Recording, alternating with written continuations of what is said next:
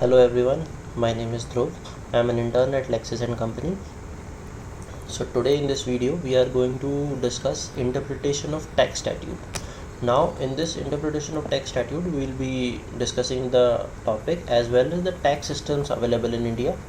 Further we will be proceeding towards principle of interpretation. That would be the key topics which would be covered in this video. So now what is tax? Coming to our first topic, tax systems in India, so which proves us to know that what is tax. So tax is a forceful extraction of money from the dweller by the sovereign authority, the authority which is supreme in nature, in which the taxpayer is not entitled to assure any sort of benefit. Now taxation statute is a pecuniary statute and which is enacted based upon the trial method or on the experimentation basis. Now it is possible that dweller might use some shortcomings in the law as an ambiguity and take the advantage of it. Now as tax results in pecuniary burden, so the benefit of doubt is given dweller in case of any of the contradictions. Now what about that, why are we imposing these statutes? So statutes imposing taxes or money pits are strictly constructed.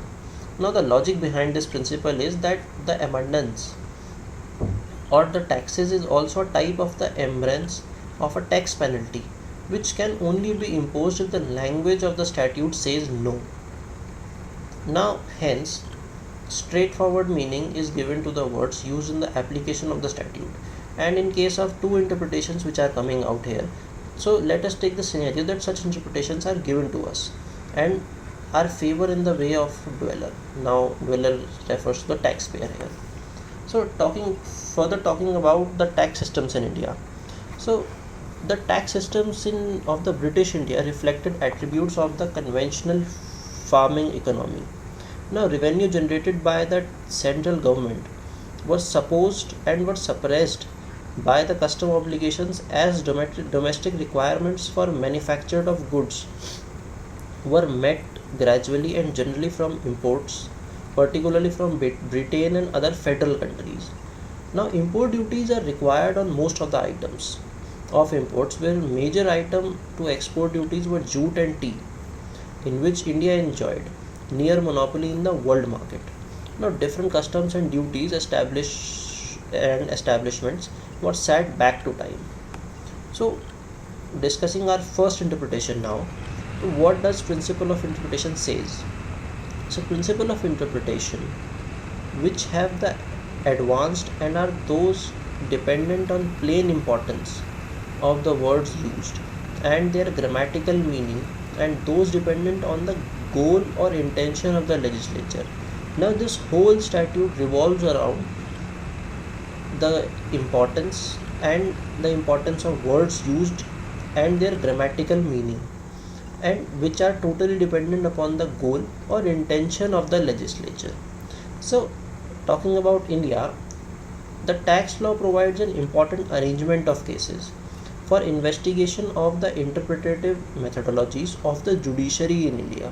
Now some broad perceptions made by the courts are first mentioned before we analyze some case, and always with different approaches.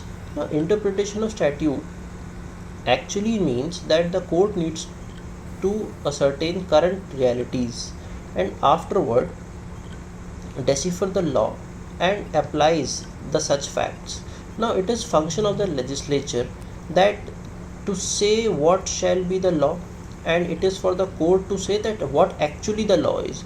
Now there is difference. The legislature says and shares with us that how the law should be, and whereas the court shares with us that how the law actually is.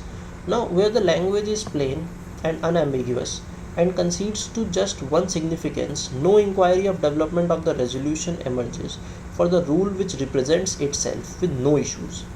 Now the term signifies to offer or to meaning to offer to. Now there are three bodies what isolated government, specifically council, the chief and the legislative executive, and also the legal executive. So interpretation of statutes is just to render justice and the primary function of the judiciary. And the most common rule of interpretation is that every part of statute must be perceived in a harmonious manner by reading and interpreting all the aspects of it together. So this was the first statute and the first principle of interpretation. Now we will talk about the principle of strict construction. What does this say? So the manner wherein the Income Tax Act has been drafted leaves incredible breadth for the litigation. Now this is the reason that principle of interpretation has to be applied.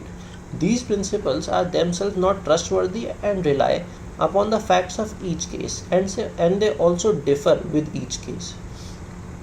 Now the two settled principles of interpretation of statutes applicable in taxing statutes where the tax or the money or the penalty is involved. So there is no equity in tax. Hence the principle of strict or literal construction applies in interpreting tax statutes, specifically tax statutes. Hence on the plain language of the statute, if the dweller is entitled to get two benefits, he must be granted both the benefits. No one can take them from him. And second condition is, if there are two reasonable interpretations of tax statutes, the one that favors the dweller must be acknowledged to him.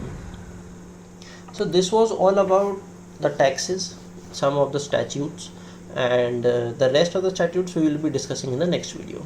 Thank you.